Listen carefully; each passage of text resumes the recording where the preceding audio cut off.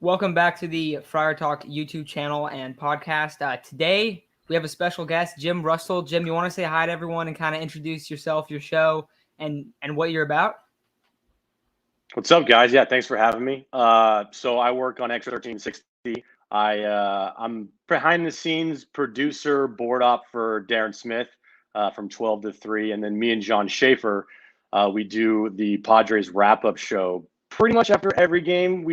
Last year we did it after every game, but this year we're just doing it during the weekday game. So yeah, we do that show, and I pretty much just talk Padres baseball. Yeah, so definitely pretty similar to us. We never really do that many wrap-up shows. We used to do like recaps and stuff. We kind of changed it up, but it's a grind. Yeah, and you probably get some really emotional people listening too. You guys would probably get really emotional as well. It's a different setup, but I like it. So when I covered the Padres like every day from the 2018 season through the 2019 season for 2 years.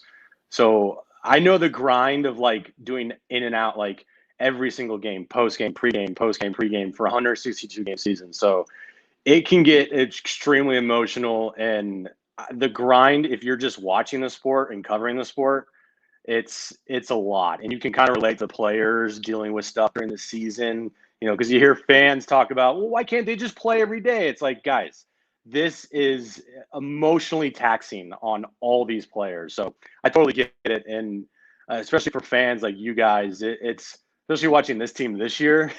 I mean, it's got to be tough at times. It's got to be tough. Oh, 100%. Absolutely. But yeah, so thanks for coming on. Really excited to have you. Good time to come on too. An exciting series, a very pivotal series. The Phillies right now are getting smoked. I think they're down 6-0 last time we checked. The Reds and the Cardinals are tied 2-2. And right now, we were talking about it a little bit before, but if the Padres are to win this series against the Dodgers, they would most likely be 2 games ahead on the wild card on all the teams if the Cardinals were to win 2 out of 3 against the Reds. So it'd give them a game up than they are right now, currently only 1 game on the Reds. But, I mean, also give you some momentum. This is going to be a long 10-game road trip. And if you can start out with taking 2 out of 3 against the Dodgers, I think that's got to be the biggest goal right now. I think tonight they have a fantastic chance, and I think Sunday they have a fantastic chance. But, Jim, what are your thoughts on this series, and where are you at with this team right now, too?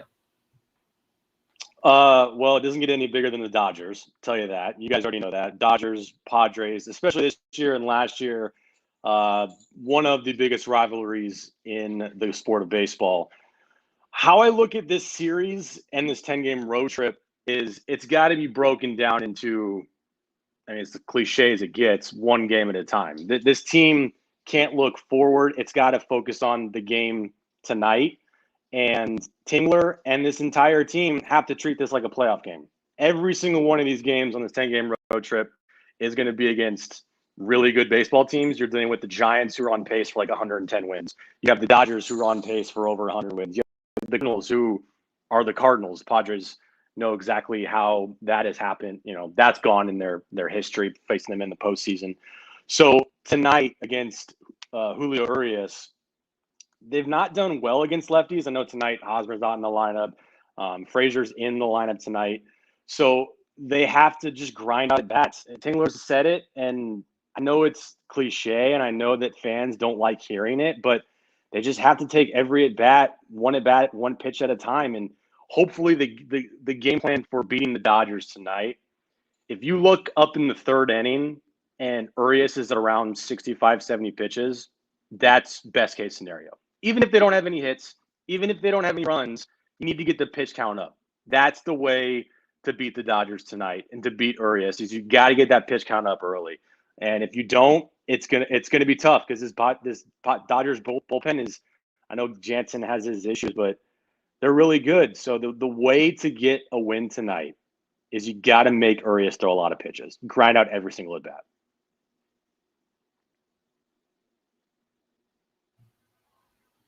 Chase, go ahead. We usually do a circle rotation, so we can go with that.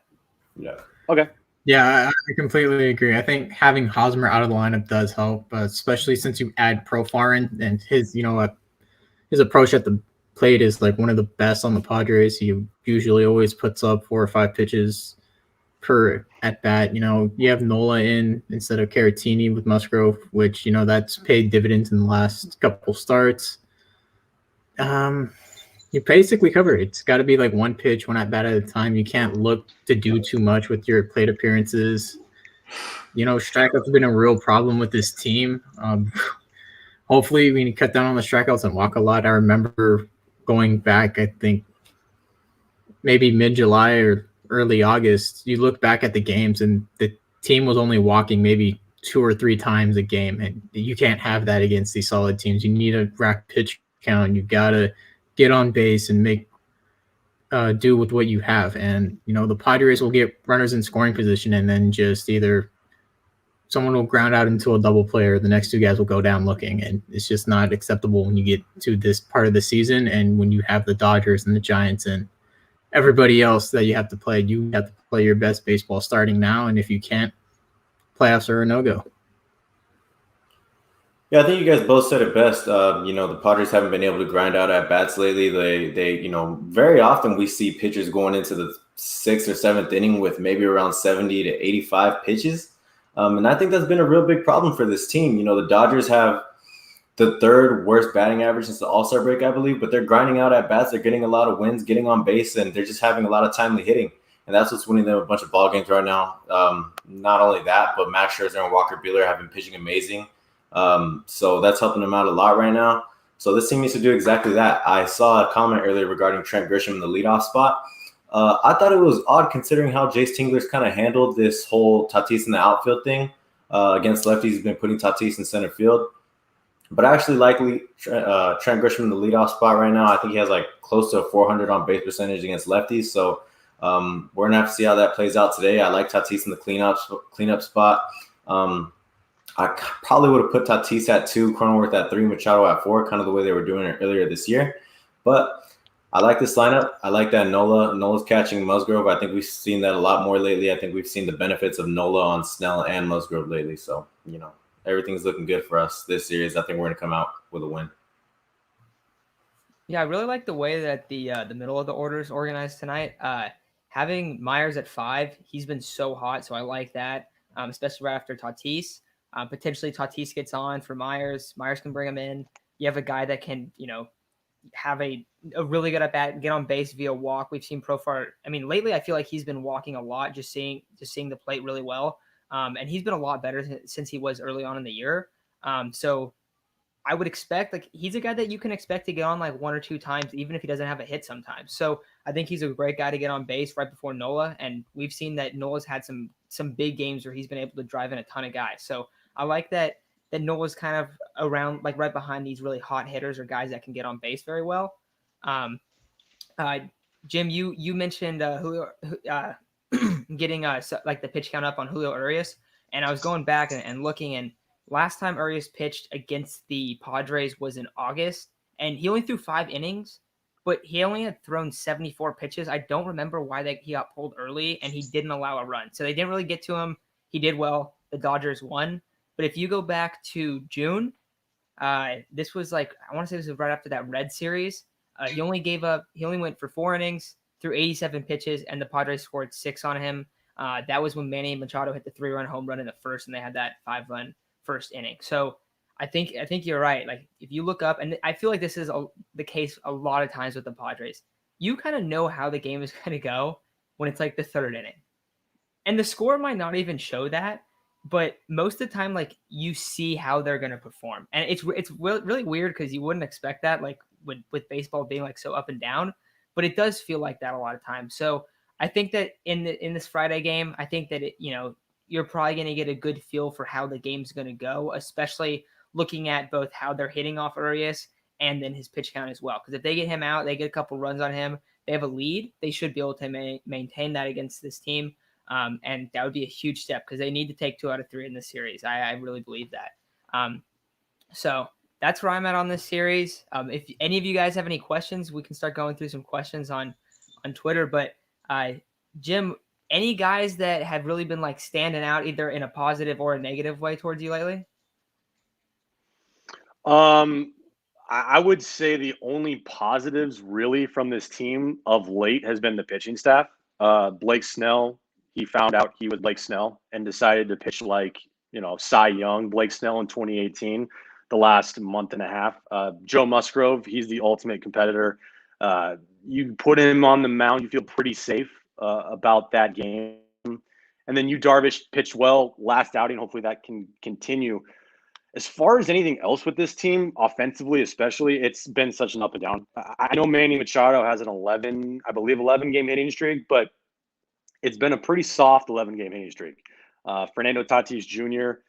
not doing, what Fernando Tatis Jr. has done earlier in the season. I think a lot of that, and you heard the conversation, put him back at shortstop. He's not smiling enough. Why is he, he's like playing the outfield. We talked about it today on the show, and I don't think this has been talked about much.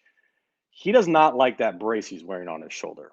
He's talked to the media multiple times this year, and when asked about that brace that he's wearing, he's been kind of like standoffish and annoyed that he has to wear it.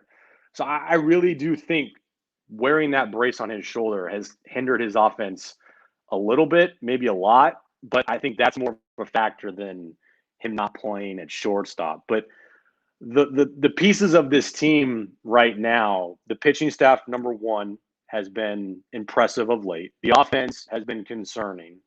The bullpen, I just don't trust anybody besides Mark Melancon right now.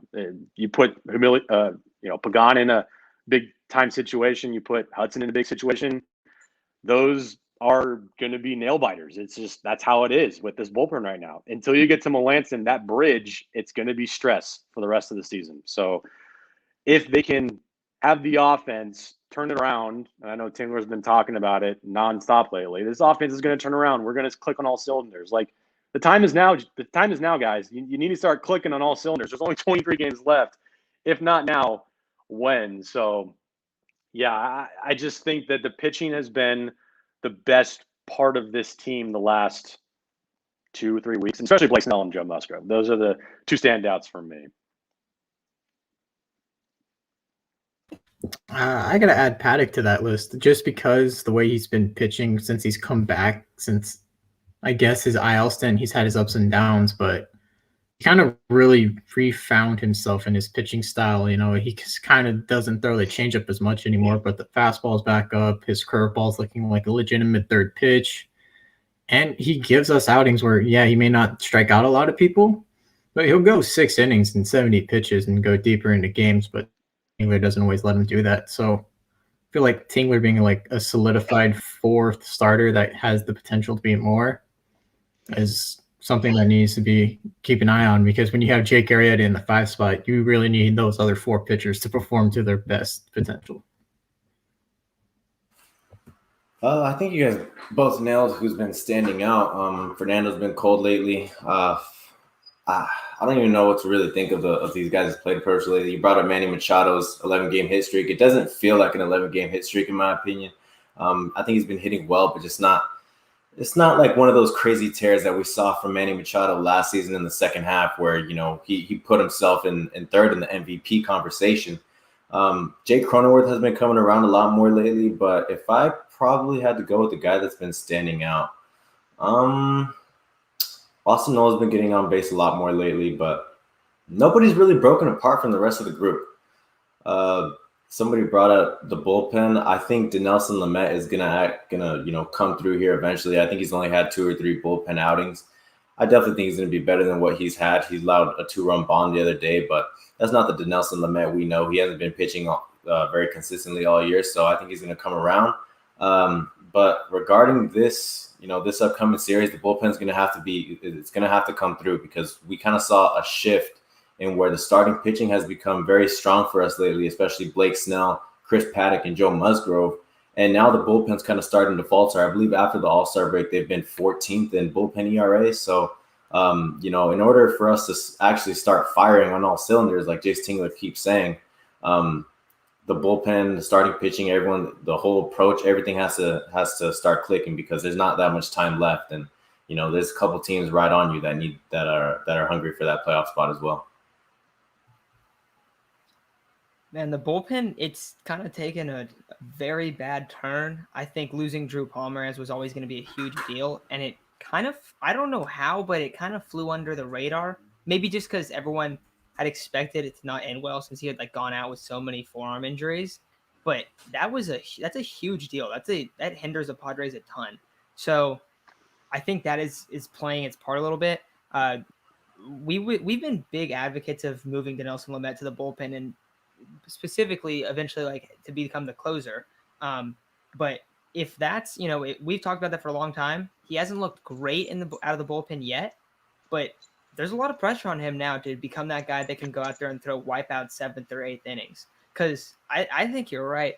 And there was a time definitely in the season where I didn't love Melanson. I still am worried if he's a playoff closer sometimes, but he has been the most reliable guy in the pen for like a month now.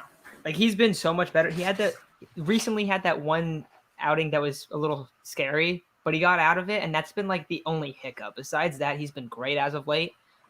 So he has stepped up big time when a lot of people thought that the Padres might move him to a setup man or do something like that, and he's definitely shown that. I mean, at least up to this point, he's shown that he's been doing a great job. So yeah, I like that we bring that up. Fernando has been kind of slow. I hadn't even seen anything about that. The brace as a possible thing that's kind of bothering him. So that's interesting to bring up. It does make sense, especially like earlier in the year when he was adjusting to having the two-handed swing opposed to the one hand where he off his release. So that could be something where it's kind of he just feels uncomfortable and just needs to play with it for a while. That's what ended up happening with that swing. So hopefully this kind of plays out the same way. But got an interesting comment here. We've talked about this a little bit in the past, but this one's from Richard. Bring up Cops. Dude's the GOAT. He'll shine as the playoff closer. So, Jim, you wanna start off with this one? Well, there's one problem there. One, he's not on the 40-man. Two, you bring him up, he's not eligible for a postseason roster spot. So that's more of a player I think you'll see a lot more next year than this year. It's funny because we actually talked about that today on Extra. That name was brought up. John brought it up. And the first thing is, yeah, it'd be great. But if he performs well and they make the postseason, he's not eligible for the postseason roster. So that'd be tough.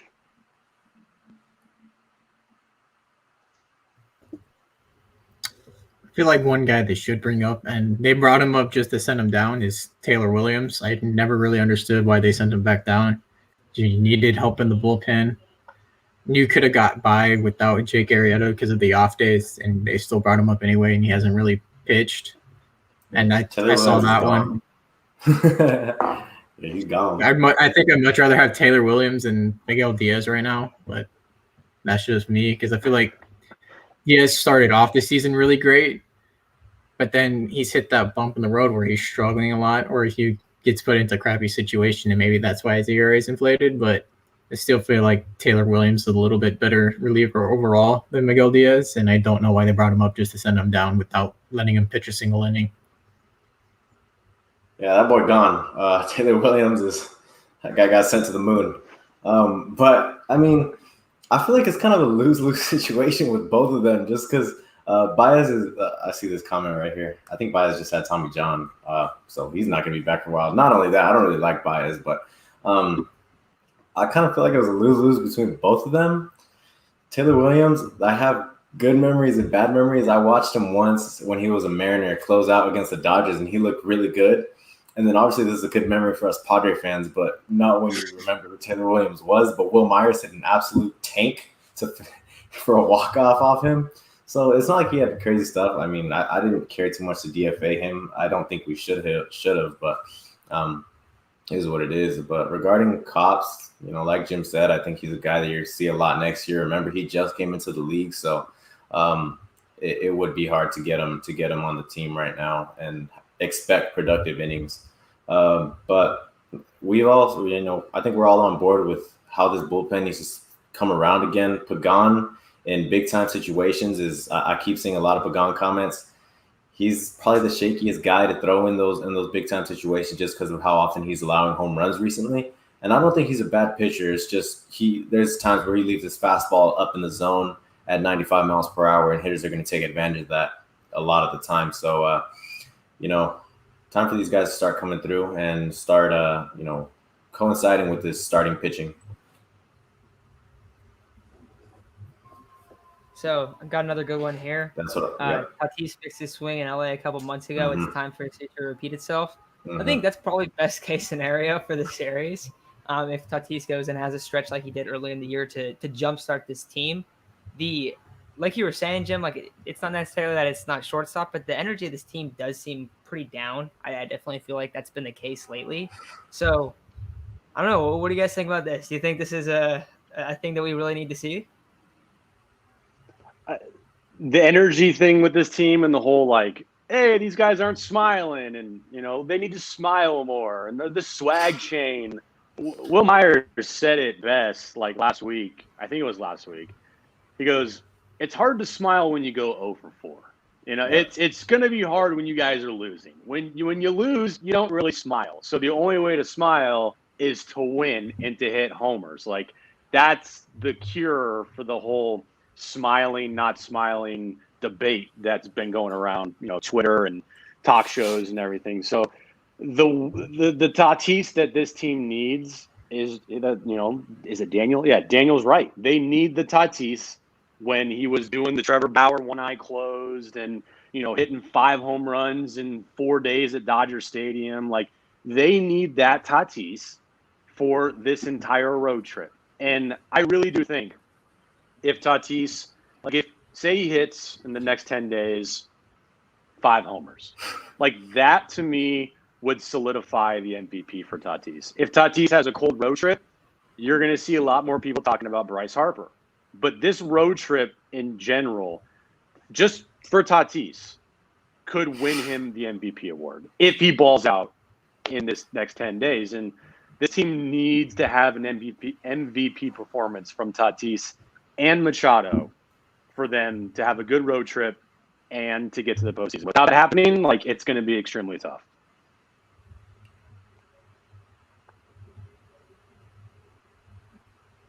Yeah.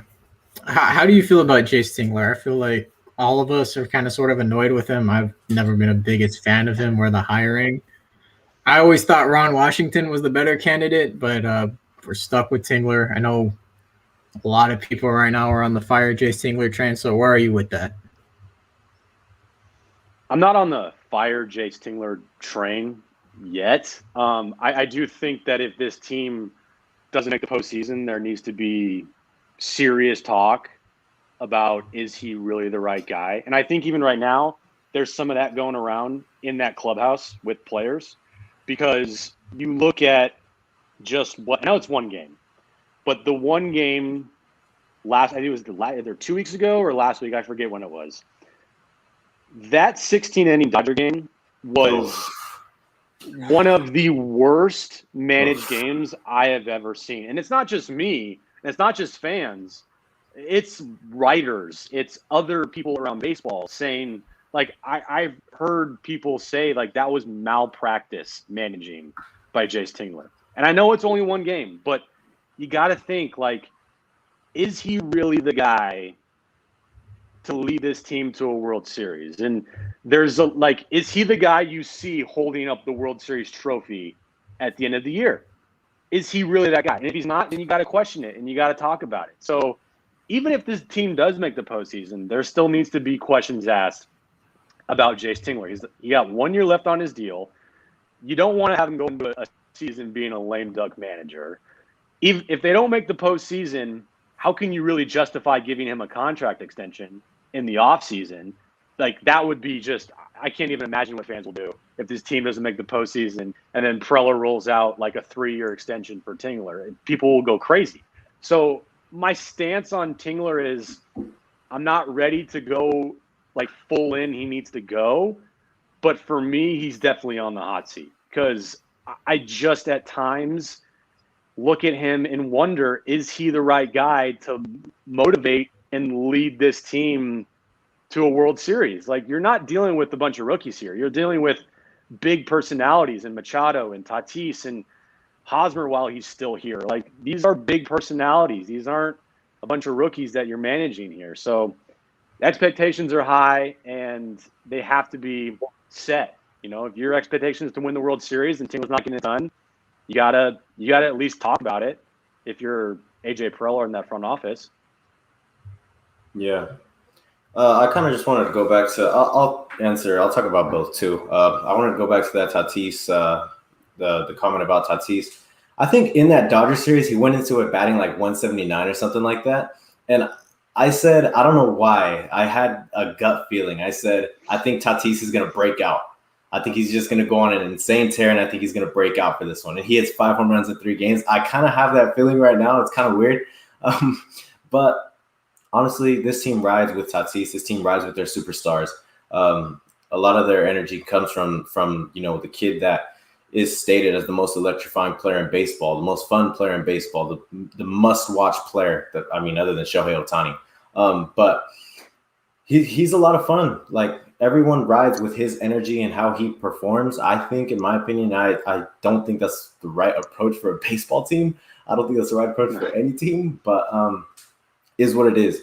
He's our superstar, and he definitely needs to start hitting those bombs and solidifying his MVP case. Because like Jim said, Bryce Harper's tailing him right now. Like, he's right there, and he's been playing some amazing baseball. Now, if the Phillies keep slumping, I don't know how Bryce Harper's doing, but who knows how that goes.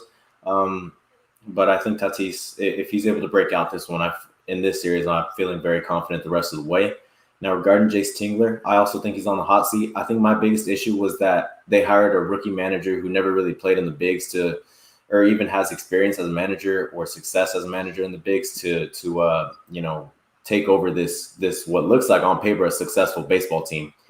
This team, in my opinion, looks like they could win at least 95 games and be right there with the Dodgers and the Giants right now. But that they're not. And Jim brought up the 16-inning game. He got outmanaged to the max, to the point where we had to keep hitting pitchers in that 5th spot, and it completely backfired on us. So there was a lot of issues right there. And I feel like there's been issues in the season. I'm not going to bring up the bullpen, any issues with the bullpen, just because it's a 162-game season, and we're going to have to see guys that we don't want to see in critical situations. But everything else, man, lineups, inconsistency regarding, who's been like placement in the lineup, it's concerning. No, I definitely am concerned. For a while, I was like, all right, let's wait. I'm definitely becoming more on I don't think Jace is the guy. I know that the main guy that we kind of wanted was Ron Washington, just because you brought up, Isaac, how this is supposed to be a successful team on paper, but I think another aspect of hiring a rookie manager, kind of having that be a questionable move, is that this is a really young team, and in the coming seasons, there's going to be a bunch of young talent coming up in Campy and Hassel and Mears and Abrams and Gore. Like, there's so much young talent coming up through the system right now that this is a younger manager with not much, with no playing experience in MLB and with not much managing experience either. And so I think that was an interesting move. I'm always rooting for the team, so I hope it turns around. But it's just some of the stuff that Tingler said lately has been really weird, really random stuff that he has said that doesn't make any sense. Like when he hit Fam cleanup and said, like, yeah, I like the way he's been swinging the bat. I still cannot believe that he said that. But he said, like, he just said some weird stuff lately. I also wanted to shout out Arthur, because this is a great one right here. Oh my God. If you guys don't know who Dan Campbell is, he's the Lions head coach, and he says some hilarious things. If you want a guy to fire just up, have the team bite kneecaps. yeah. Yeah, so Dan Campbell is hilarious. If you've ever seen an interview of him, it's some funny stuff. Yes, Michael. It's from Michael. Isaac, I got a question for you here where I lost it. Someone asked if you remember who their top managers that they wanted were. Yeah. I remember one was Rod Barajas. I forgot who the other one was, but I know he liked Ron Washington too. I even brought up Skip Schumacher. That's how, I'm just not very confident. Oh, he brought up Will Venable.